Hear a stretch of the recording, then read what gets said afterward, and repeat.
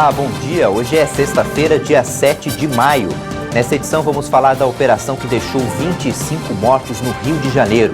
O Supremo Tribunal Federal derrubou a prorrogação automática de patentes de remédios. Você vai ver também como foi o depoimento do ministro da Saúde, Marcelo Queiroga, na CPI do Senado. E vamos mostrar que tem novidade no canal da Graça Kids no YouTube. A Polícia Civil afirma que criminosos invadiram as casas de moradores da comunidade do Jacarezinho durante a operação de ontem, que terminou com 25 mortes. Desse total, segundo a polícia, 24 eram criminosos. Um policial civil foi morto. Na troca de tiros, 2 pessoas ficaram feridas no metrô. Segundo a polícia, foi realizada uma grande apreensão de armas, drogas e munição. A ação, que durou cerca de 8 horas, deixou ao menos 25 mortos e outros 3 agentes feridos. Além disso, 2 pessoas foram vítimas de balas perdidas na altura da estação de triagem do metrô Rio, que fica próxima ao local. E, de acordo com a assessoria do metrô, elas foram atendidas e passam bem. Uma dessas vítimas, identificado como Humberto Duarte, de 20 anos, foi baleado de raspão no braço e encaminhado para o Hospital Souza Aguiar, no centro. Já Rafael Silva, de 33 anos, atingido por estilhaços de vidro, foi levado ao Hospital Salgado Filho, no Meier. A investigação teve início a partir de informações repassadas à Delegacia de Proteção à Criança e ao Adolescente de que traficantes vêm aliciando crianças e adolescentes para integrar a facção que domina o território.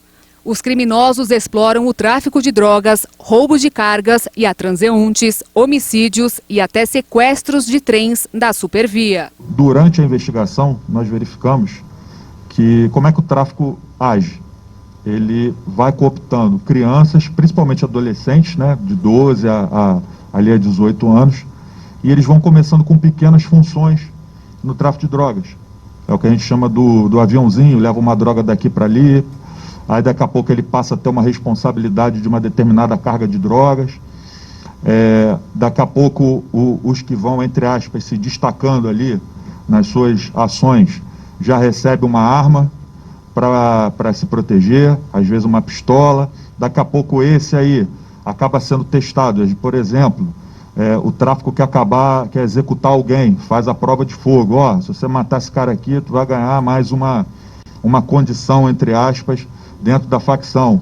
E aí essa criança ou adolescente vai praticando todos esses atos influenciados pelos traficantes. Daqui a pouco eles dão um fuzil, ele passa a ser segurança do traficante, passa a ser responsável pela contenção, ou seja, que foi justamente o que aconteceu com os policiais hoje, e por aí vai. De acordo com a Polícia Civil, os criminosos invadiram as casas de moradores da comunidade. O delegado Rodrigo de Oliveira declarou que a polícia precisa do apoio da sociedade para mudar essa realidade. A gente está com um processo social que vai se iniciar na Academia de Polícia, que é justamente para trazer essas crianças para dentro da polícia, para a gente mudar essa referência. A polícia sozinha ela vai ter dificuldade de lutar essa guerra. Então a gente precisa da sociedade organizada do nosso lado, e a gente está fazendo papel, nesse caso específico, trazendo essas crianças, um projeto que está se iniciando na Academia de Polícia.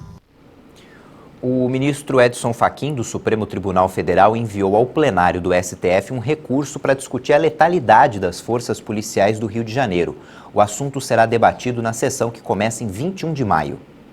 O magistrado decidiu liberar os embargos para a pauta no dia em que uma operação da Polícia Civil, na favela do Jacarezinho, zona norte do Rio, deixou pelo menos 25 pessoas mortas. Foi nessa ação que, em agosto do ano passado, o plenário do STF referendou determinação de Edson Fachin, que suspendeu a realização de incursões policiais em comunidades do Rio durante a pandemia. Pela decisão, as operações deveriam ficar restritas aos casos excepcionais, além de serem informadas e acompanhadas pelo Ministério Público. O PSB pede que o STF esclareça a amplitude da decisão sobre a elaboração do plano de redução da letalidade policial, levando-se em conta provimento da Corte Interamericana de Direitos Humanos, no caso Favela Nova Brasília versus Brasil. Outro ponto em que o partido pede esclarecimento é o que trata da prioridade de tramitação dos procedimentos em que as vítimas sejam crianças ou adolescentes. O partido sustenta que, embora a corte tenha dado provimento integral ao pedido, referiu-se no dispositivo somente à priorização de casos que tenham como vítimas as crianças, deixando de incluir os adolescentes. O PSB também considera importante deixar clara a necessidade de publicização de todos os protocolos de atuação policial como medida de transparência. Outros pontos que devem ser discutidos no julgamento referem-se à definição do alcance do conceito de excepcionalidade das operações e à obrigação de policiais usarem GPS e câmeras de vídeo. O Supremo Tribunal Federal derrubou a prorrogação automática das patentes de remédios ou equipamentos médicos no Brasil. Além do setor farmacêutico, a decisão do STF vai afetar outras gigantes da indústria, como as de química e biotecnologia. Pela lei atual, patentes de invenções têm duração de 15 a 20 anos, contados a partir da data em que o pedido de proteção é registrado no Instituto Nacional de Propriedade Industrial. Mas, sob a alegação de que o INPE demorava para reavaliar os registros, a lei das patentes passou a incluir um artigo em que a patente passou a ser renovada automaticamente a cada 3 anos e meio. Mas, por 9 votos a 2, os ministros do STF derrubaram esse item, que impedia a concorrência e garantia a dominação dos mercados, com o consequente aumento de preços. Não haverá alteração para quem já está com uma patente que ainda não venceu. De acordo com um documento assinado por 8 ex-ministros da Saúde, a decisão do STF pode garantir ao SUS uma economia de 3 bilhões de reais com medicamentos. A expectativa é a de que o consumidor também seja beneficiado. Este ano, a Anvisa autorizou um reajuste de 10% no preço dos remédios. Mas isso é média. Quem faz compras mensais na farmácia sabe que alguns subiram bem mais. A Justiça determinou o fim da prisão domiciliar de Eduardo Cunha e o ex-presidente da Câmara vai ficar em liberdade. A decisão é do desembargador Ney Belo, do Tribunal Regional Federal da Primeira Região e diz respeito à Operação Sepsis. Na semana passada, o TRF tinha revogado outra prisão preventiva do ex-deputado, mas na Operação Lava Jato. O desembargador entendeu que a prisão domiciliar não se justifica porque não há notícia de descumprimento das restrições impostas e que há demora no agendamento de um julgamento de uma apelação de Cunha. O depoimento do diretor da Anvisa, Antônio Barra Torres, que estava marcado para ontem na CPI da pandemia, foi adiado para a próxima terça-feira. Essa decisão foi tomada depois de cerca de 4 horas de depoimento de Marcelo Queiroga. Com o avanço da hora no depoimento do ministro da Saúde, Marcelo Queiroga, a CPI da pandemia fez alterações no calendário de oitivas e adiou a conversa com o diretor da Anvisa, Antônio Barra Torres, que estava marcada para a tarde desta quinta-feira. O diretor da Anvisa já estava no Senado quando soube da mudança. Também foi comunicado que o presidente do Senado, Rodrigo Pacheco, atendeu que todos os senadores e funcionários da comissão sejam testados semanalmente para evitar a propagação da Covid-19. O depoimento de Marcelo Queiroga foi essencialmente baseado em questões que envolvem aquisição e distribuição de vacina. O ministro disse que 17% da população incluída no público-alvo da campanha de vacinação está imunizada. Por isso, o número de óbitos entre idosos está em queda e que o Brasil já entregou 77 milhões de doses de vacina, o que coloca o país em 5º lugar na distribuição de imunizantes no mundo. A população brasileira, mais de 85% em pesquisas mostram que querem receber a vacinação e o governo enviou uma medida provisória ao Congresso Nacional alocando mais de 20 bilhões de reais para a aquisição de vacinas e do ponto de vista prático o que se vê é o país que é o 5º país em distribuir doses de vacinas. Pressionado por Renan Calheiros, Marcelo Queiroga disse que apenas o fortalecimento do SUS poderia evitar as mortes no país. Fortalecimento do Sistema Único de Saúde. O que faltou verdadeiramente? O fortalecimento do nosso Sistema Único de Saúde. Os senhores sabem as condições que o sistema de saúde do Brasil ele estava antes dessa pandemia. UTIs lotadas, dificuldades nos pronto-atendimentos, problemas, informação de médicos especialistas. Isso é o que faltou. É um dos pontos que faltou, sobretudo para atender os pacientes com síndromes respiratórias agudas graves, senador.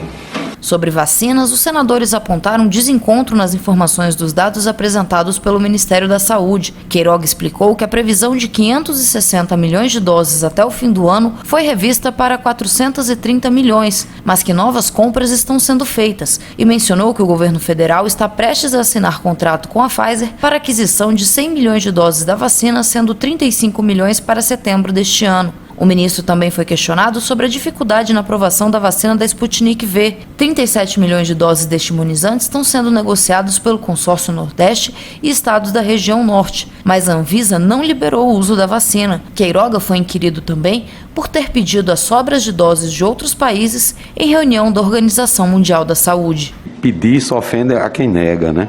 Então eu peço, nós temos humildade para pedir, para buscar para o povo brasileiro as vacinas que o povo brasileiro precisa, né? Então vamos trabalhar juntos. Em relação à Sputnik V, respondendo mais objetivamente a pergunta de Vossa Excelência, eu tenho uma interação muito forte com o governador Wellington Dias, que coordena essa estratégia dos governadores do Nordeste.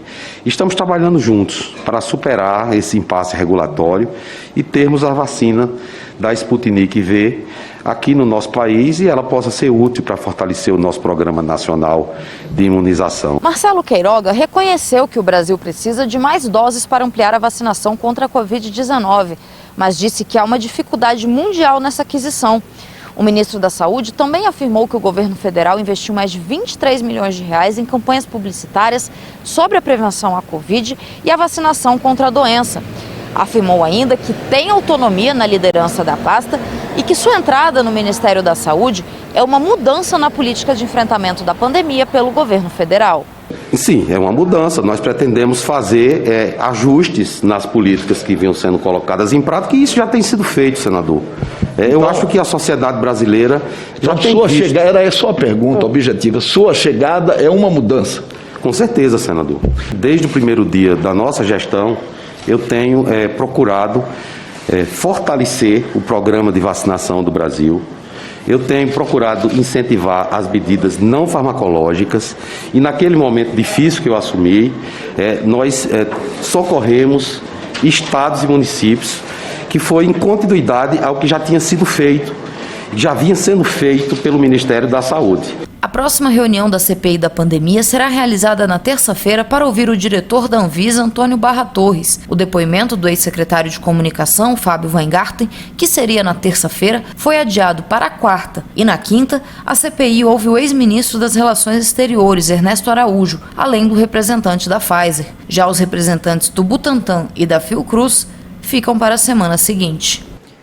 O Senado aprovou um projeto de lei que prorroga a suspensão do pagamento das parcelas do Fundo de Financiamento Estudantil, o FIES, por um ano. O projeto segue agora para análise da Câmara dos Deputados. A suspensão dos pagamentos já havia sido aprovada e sancionada pelo governo Bolsonaro em julho do ano passado, mas a validade era até o fim do estado de calamidade pública, que vigorou até o fim de 2020. O projeto foi criado pelo senador Jaime Campos, do Partido Democratas de Mato Grosso. O senador entende que a criação do projeto é para dar alívio financeiro para os estudantes e, ao mesmo tempo, não aumentar as taxas de inadimplência do fundo diante de um cenário de crise econômica por causa da pandemia. Os médicos encontraram um pequeno sangramento no corpo do prefeito licenciado de São Paulo. Bruno Covas, do PSDB, iniciou um tratamento com radioterapia para tentar controlar o problema. Segundo o boletim médico divulgado pelo Hospital Sírio-Libanês, o prefeito tem quadro clínico estável, mas no momento não há previsão de alta. A gente vai para o intervalo e na volta você vai ver que tem uma novidade no canal Graça Kids no YouTube. A gente volta já.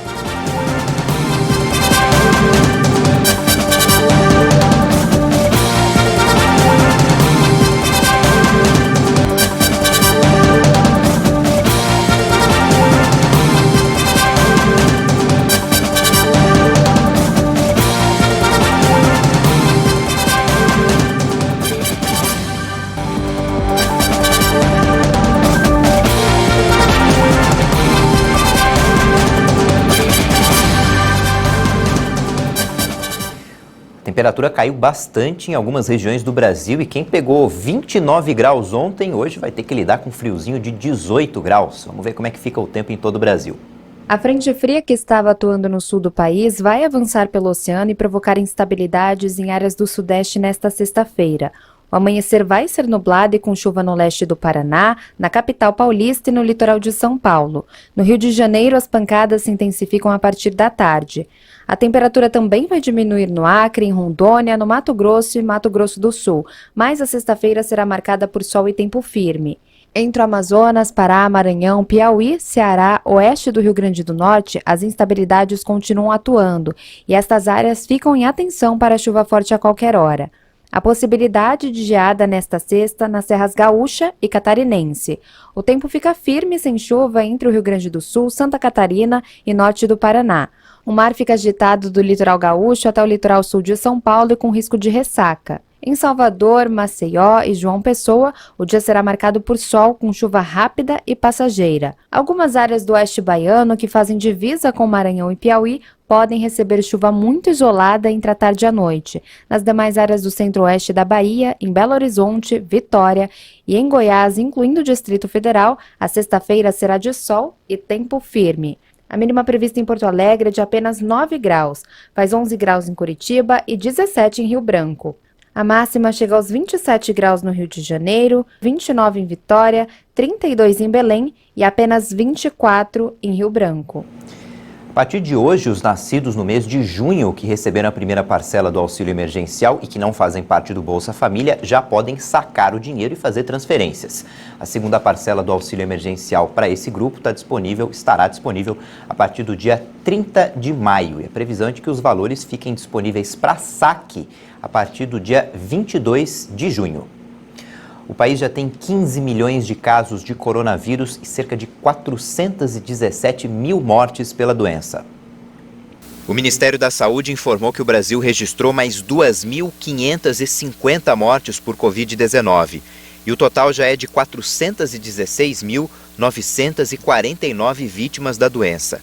Em um dia também foram confirmadas mais 73.380 infecções pelo vírus. Com isso, desde o início da pandemia, mais de 15 milhões e 3 mil diagnósticos já foram confirmados. A média móvel de mortes nos últimos 7 dias baixou mais um pouco e está em 2.252 vítimas diárias, seguindo uma tendência de estabilidade.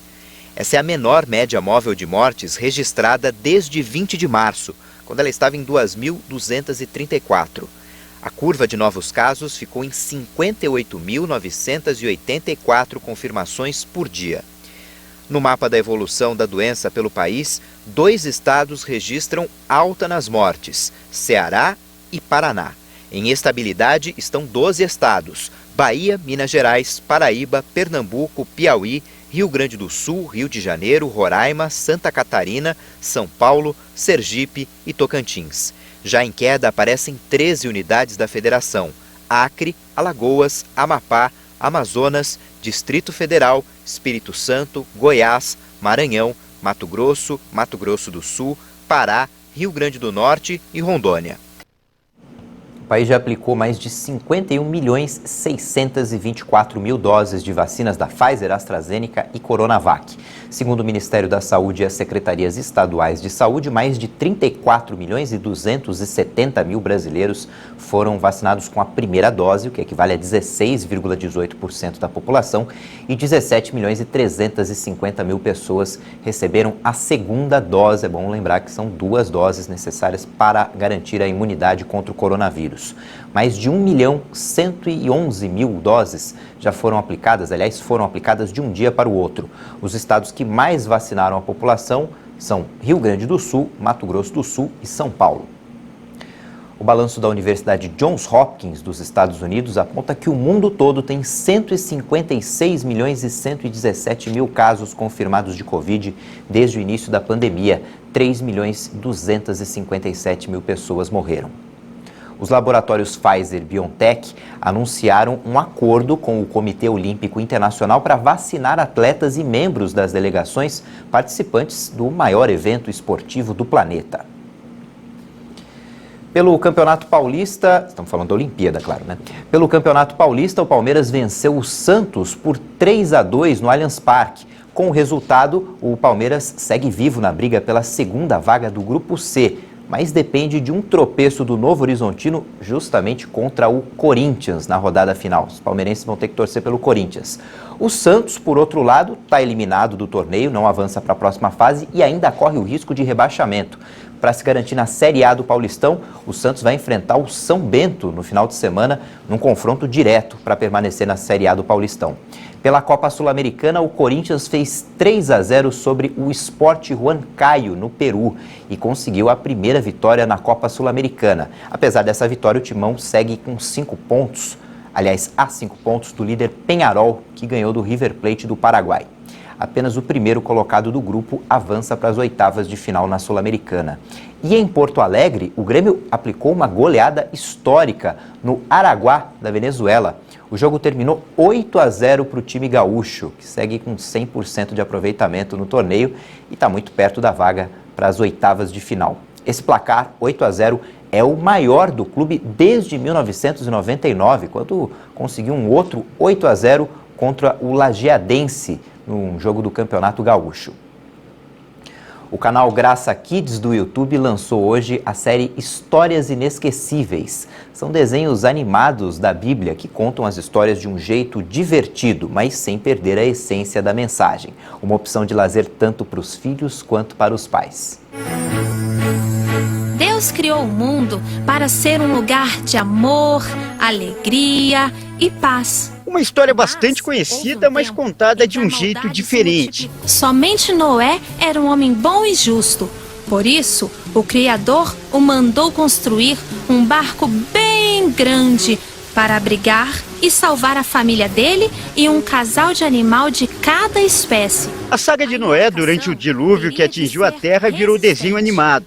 Aliás, com muita animação, na voz da cantora Kelly Benigno. Noé, Noé, muita chuva vai descer.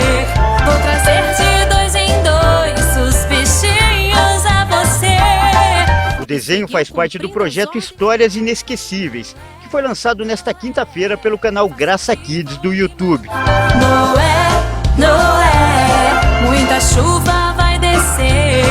Vou trazer de 2 em 2 os bichinhos a você. A série reúne 4 famosas histórias bíblicas e o objetivo é manter a mesma mensagem da Bíblia, mas de um jeito mais divertido e atraente para as crianças. Sua atitude agradou a Deus, que prometeu nunca mais destruir a terra por meio das águas. E cada narração de cada historinha, no finalzinho tem uma música representando cada história, que tá linda demais. Tá bem diferente, é algo bem feito para criança mesmo, para aprender a criança ali, para ela aprender mesmo da palavra de Deus e para elas se divertirem também. Então é uma história, tem ilustração, aí as criancinhas vão ficar ali vendo o vídeo, vai ouvir assim, eu tô falando bem devagarzinho para eles entenderem. Então é bem diferente, eu gostei bastante de participar desse projeto.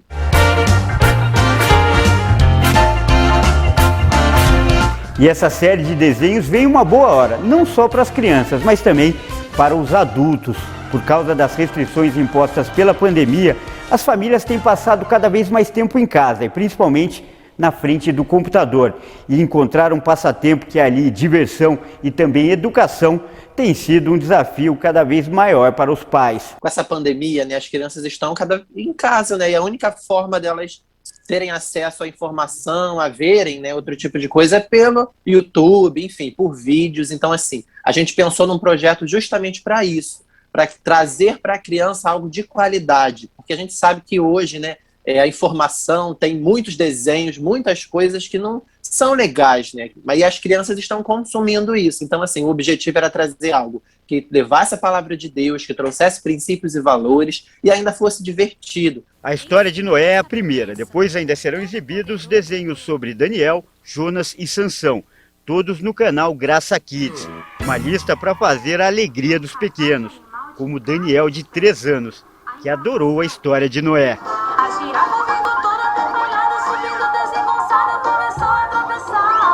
E até quem trabalhou no projeto acabou se divertindo, como conta a Kelly Benigno, que diz que voltou a ser criança. Deixa-os abrigar.